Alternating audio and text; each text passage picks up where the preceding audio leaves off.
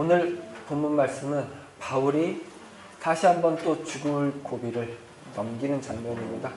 바울이 죽음의 문턱을 넘나든 일은 사도행전 후반부에서 계속 있어왔던 일이긴 하지만 오늘 본문에 있는 이 사건은 가장 위험한 순간이었다고 할 수 있습니다. 그리고 가장 급박하게 사건이 진행된 이야기입니다.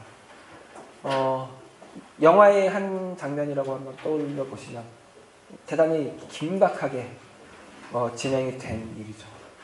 그 유대인들이 몰래 공모해서 계략을 짜서 바울을 죽이려고 했는데 마침 바울의 조카가 우리는 바울이 조카가 있는 줄을 몰랐죠.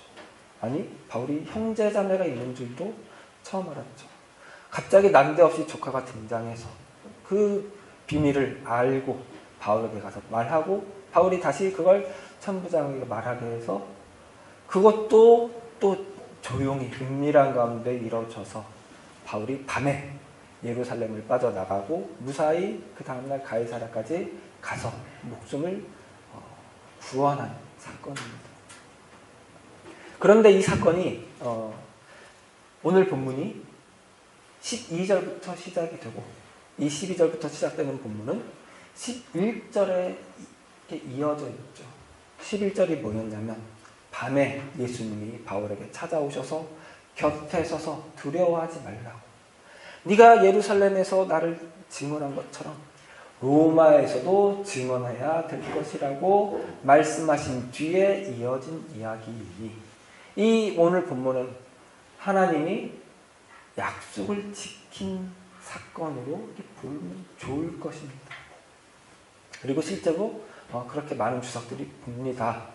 그런데 문제는 그렇게만 보고 넘기기에는 뭔가 좀 아쉽다 이거죠. 왜냐하면 지난주에 서두에 말씀드린 것처럼 성경을 본 가장 중요한 관점 중에 하나가 위인전처럼 보는 관점이기 때문입니다. 그리고 또 하나 하나님이 약속을 지키신 사건이긴 한데 그런데 하나님이 약속을 지키신 것처럼 드러나는 일이 극히 드물다는 것이 보편적인 기독교 신앙인들의 좋게 말하면 고백이요 현실적으로 말하면 탄식이기 때문입니다. 하나님이 약속을 지킨 일은 극히 드물기 때문에 이 극히 드문 일을 당한 경우, 경험한 경우는 간증이 돼야 되죠. 간증이 되면서 이 그 극히 드문 일을 겪지 못한 사람들에게 교훈이 돼야 되죠. 오늘 사건이 그런 것처럼 보게 되기 쉽다는 뜻입니다. 마치 바울에게 하나님이 그 약속을 지키신 것, 그래서 바울을 구원하신 그 일이 바울에게 뭔가 그런 큰 은혜를 입을 만한 그런 기적을 경험할 만한 뭔가 있기 때문이라고 더 간다는 뜻입니다. 근데 그러면 안 된다는 거 우리 지난주에 확실히 봤죠.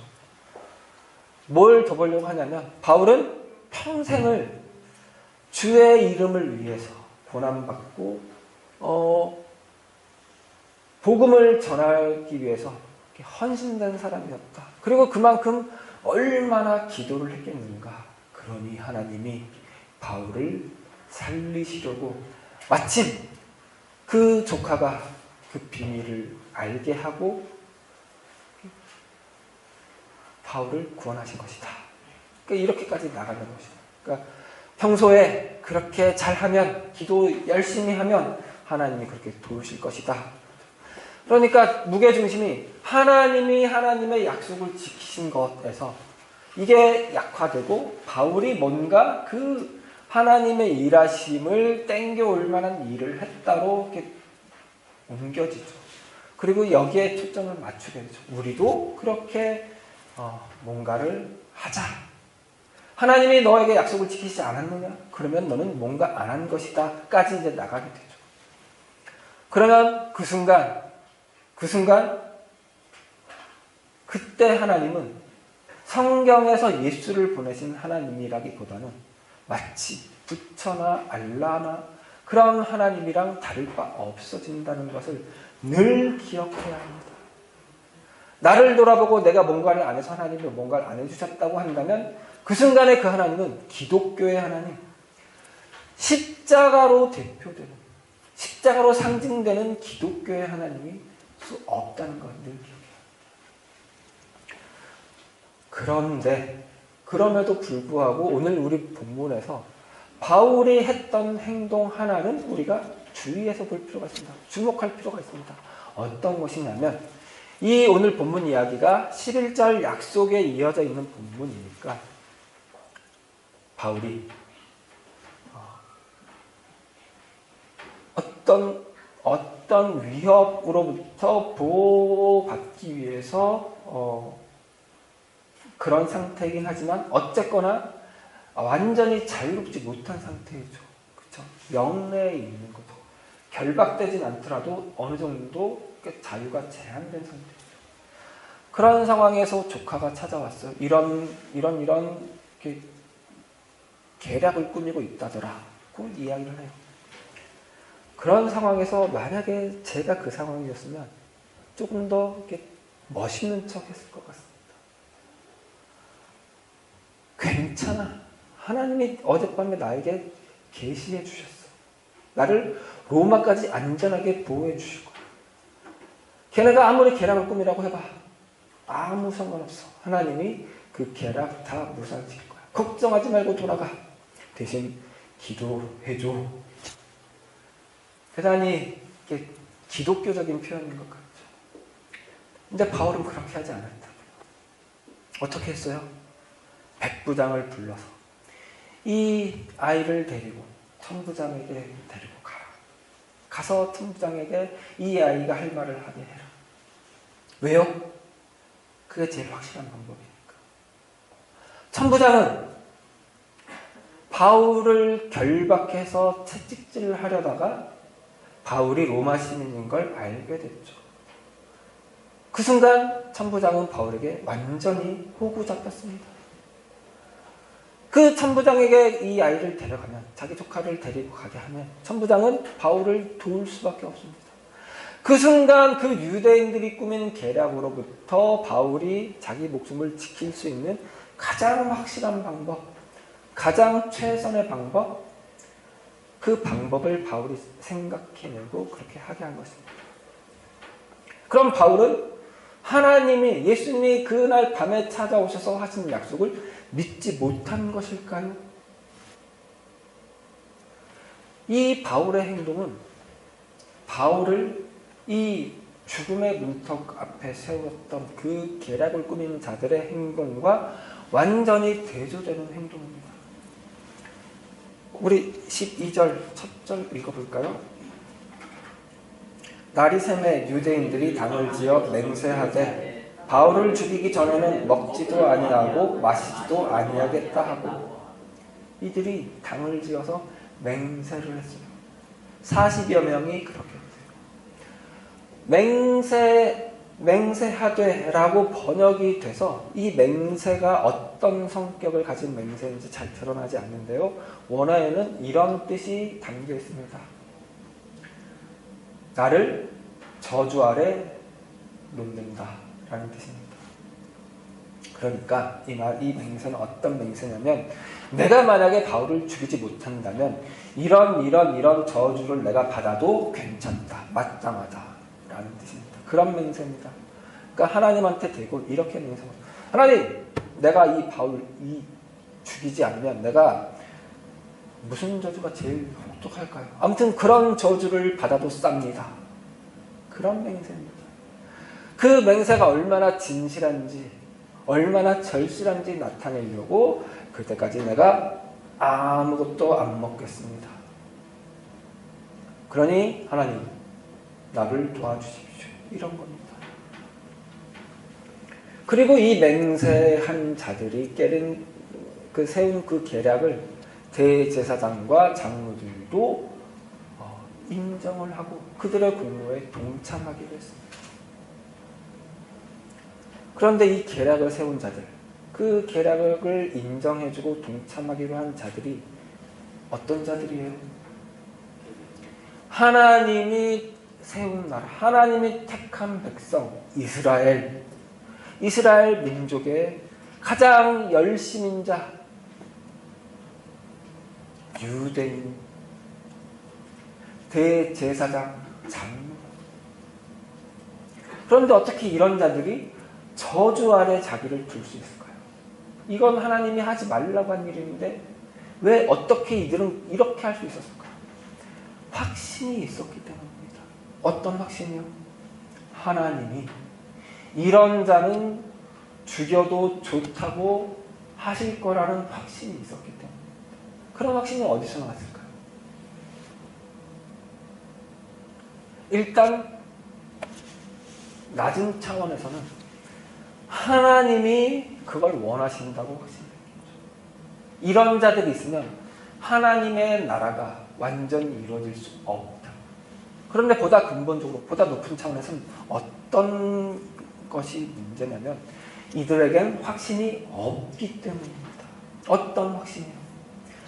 이런 자들을 그대로 이 나라에 내버려 두면, 우리 생활 가운데, 우리 삶 가운데 이런 자가 계속 영향을 끼치게 하면 궁극적으로 하나님은 우리에게 하나님이 약속하신 것을 지키지 않을 것이라는 생각이 있었기 때문입니다. 하나님이 베푸실, 하나님이 주신 구원의 약속에 대한 확신이 없기 때문에 하나님은 이런 자를 죽여도 좋다고 하실 거라는 다른 확신을 갖게 된 것입니다. 그래서 바울을 죽이기로 맹세를 한 것이죠. 저주 아래 자기를 둔 것이죠. 바울을 죽이지 못하면 내가 그 저주 받아도 싸다고 합니다. 그리고 아무것도 먹지 않고 마시지 않겠다고 했는데요. 이걸 풀어서 써서 그렇지. 이걸 우리가 흔히 쓰는 기독교적인 표현으로 축약해서 말하면 뭘 한 거죠? 이 사람들은 두 글자? 금식. 대단히 종교적인 일이고 대단히 필요한 일입니다. 금식. 그런데 그게 얼마나 나쁜 형태로도 쓸 수 있는지, 나쁜 목적으로, 어두운 목적으로 쓸 수 있는지 보여주죠. 이들이 그렇게 이런 선택을 한 이유가 뭐라고? 근본적인 원인이 뭐라고? 하나님을 믿지 못해서, 하나님을 신뢰하지 못해서. 이들은 하나님이 가진 힘은 인식이 있습니다. 알고 있습니다. 그래서 그 힘에 안 좋은 건 배제하고 싶고 좋은 건 받고 싶은 마음이 있습니다. 그러나 문제는 하나님의 성품에 대해서는 전혀 관심도 없고 믿고 싶은 마음도 없는 것이죠. 하나님은 계속해서 선지자들을 보내면서까지, 예수를 보내면서까지 나는 너희를 구원할 하나님이다, 나는 너희의 구원이다 라고 선포하신 하나님이신데 그걸 믿지를 못한 거죠. 그렇죠? 그러나 바울은 적어도 이 하나님에 대해서는 확신이 있었습니다. 나를 구원하신 하나님, 나를 구원하실 하나님, 내게 약속을 지키실 하나님. 큰 틀에서 이 하나님에 대한 의심이 전혀 없습니다. 완벽한 확신이 있습니다. 그래서 바울은 그가 어떤 상황을 맞닥뜨리더라도 놀라지 않고, 이 놀란다는 것은 하나님을 향하여 놀라지 않는다는 걸 뜻합니다. 오해하시면 안 됩니다. 바울이 처음에 조카에게 그 소식을 들었을 때 당연히 놀랐겠죠. 야, 그 나쁜 놈들, 그런 마음이 당연히 들 수밖에 없겠죠. 현실적으로는 그랬을지라도 적어도 하나님께 대해서는 놀라지 않았다고요. 하나님 어떻게 이런 일을 나한테, 그러지 않았다고. 왜냐고요? 하나님이 주신 약속 안에 서 있었기 때문이죠. 그렇기 때문에 오히려 바울은 그 상황에서 가장 좋은 방법을 자기 기준에서 생각하고 실천하는 거라고, 실행에 옮긴 거라고. 그 상황을 하나님이 약속을 지킬 상황이라면 이렇게 돼야만 한다, 이러해야만 한다고 이렇게 못 박아놓지 않았다, 고정시켜놓지 않았다고요. 이 상황은 하나님이 일하는 상황이 아니야 라고 말할 만한 그 반대 상황을 스스로 정해놓지 않았다. 그러니 오히려 더 유연하게 그 상황을 헤쳐나갈 길을 생각하고, 그 길이 하나님이 함께 하실 길이라고, 하나님이 구원의 방법을 보낼 길이라고 생각하고 일했다. 대단히 큰 차이죠. 이 바울을 죽이려고 하는 자들과 이 바울의 행동이, 그 행동을 만들어낸 그 확신이, 그 신앙이 엄청나게 다르죠. 어디서 출발한다고요? 하나님의 성품에, 하나님의 약속에 대한 신뢰의 차이. 하나님은 그 약속을 예수 그리스도를 통하여 완성하셨다. 예수, 어떤 분이에요? 오셔서 다른 사람들과 아무 다를 것 없는 평범한 인간처럼 사신 예수. 그 어떤 사람보다 더 고난받고 저주받은, 죽음으로 죽어버린 예수. 그런데 그 예수가 우리를 구원하신 예수, 하나님이신 예수, 그 예수로 당신을 나타내신 하나님, 그 하나님이 주신 약속, 그 하나님이 지키실 약속, 이걸 신뢰하는 바울이에요. 우리는 모두 이 신뢰 안에 살아가고 있습니다. 그리고 이 신뢰는 늘 우리 마음속에 깊숙이 자리 잡고 있습니다. 왜냐하면 우리는 예수 그리스도를 믿는 기독교 신자이기 때문입니다. 그러니 내가 살아가고 있는, 내가 매일매일 눈뜰 때마다 새롭게 다가오는, 내가 너무 마주치기 싫은 현실, 하나님이 내게 주신 현실이라고는 받아들이기 싫은 현실, 하나님의 약속과는 완전히 거리가 먼 것 같은 그 현실, 그 현실에 대해서 이 유대인들처럼 판단하지 말아야 할 것입니다. 자기를 저주 아래 둔 것, 자기 자신에게 사형을 선고한 것과 다르지 않습니다. 바울을 죽이기 전에는 먹지도 않고 마시지도 않겠다고 맹세를 했는데 바울은 이때로부터 거의 한 10년을 삽니다. 이 사람들은 10년 동안 먹지도 않고 마시지도 않았을까요?